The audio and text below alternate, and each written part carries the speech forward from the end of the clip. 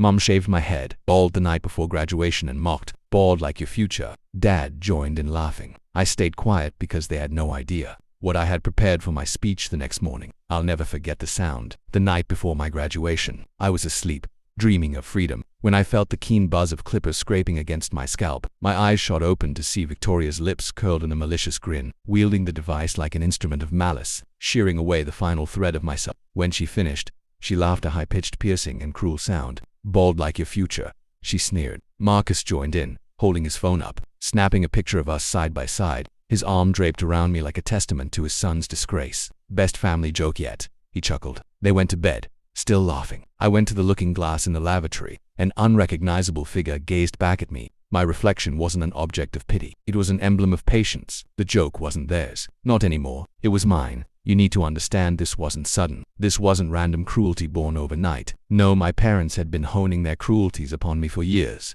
When I was younger, I believed in them. I believed them when they told me hard work would pay off, when they clapped at my awards, when they bragged to neighbors about me being the smart one. I worked, I obeyed, I excelled. But at home, they chipped away at me in ways no teacher or friend could see. My mother's acrimonious words were concealed beneath feigned mirth. My father's silent approval of her cruelty. His camera was always ready to enshrine my agony. They weren't raising me. They were perfecting their comedic routine. I never retaliated.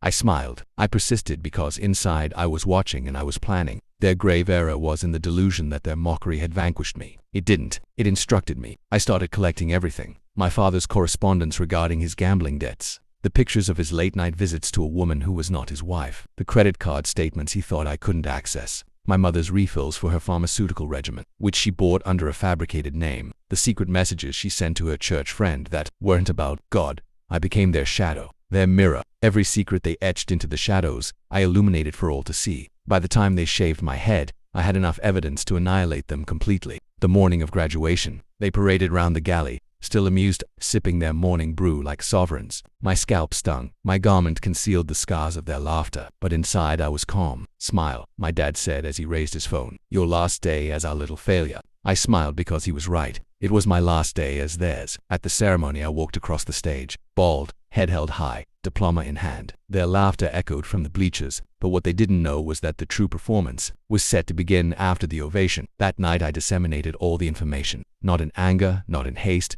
but with precision. The gambling debts, the illicit affair, the medications, the fraudulent charities they utilized for fiscal deductions. It all went to their friends, their co-workers, their church, their boss.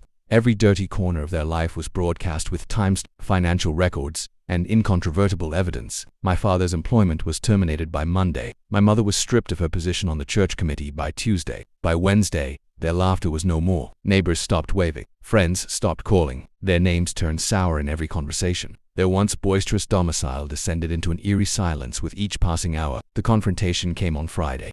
I was in the living room when they stormed in. My father's eyes were bloodshot, my mother's hands trembling. "What have you done?" my father growled. I looked at them, my bald head gleaming under the lamp. I presented the world with the unvarnished truth. "You have brought about our ruin." My mother let out a shrill cry. I tilted my head. "No, you brought about your own downfall." I simply ceased to conceal it. For once, there was no laughter, no camera, no gestonally, a silence that They tried to rebuild their image, but reputation is fragile. Once shattered, it cuts deeper than any blade. Their friends avoided them, their money drained into debts, and their once proud domicile became a prison of whispers. Every time my father opened his phone, that picture he'd taken of me bald and humiliated stared back. Every time my mother walked past the looking glass, she saw the son who didn't cry, who didn't break, who turned their cruelty into their curse. I left soon after, diploma in hand, my future in front of me, bald maybe, but free and sharper than ever. Now when I look back, I no longer perceive the clippers or hear the derision. I hear silence, the silence of two people choking on the taste of their own medicine, and I smile because they taught me their favorite lesson, how to turn pain into comedy. Only this time, the joke was mine, and it was the final jest they will ever experience.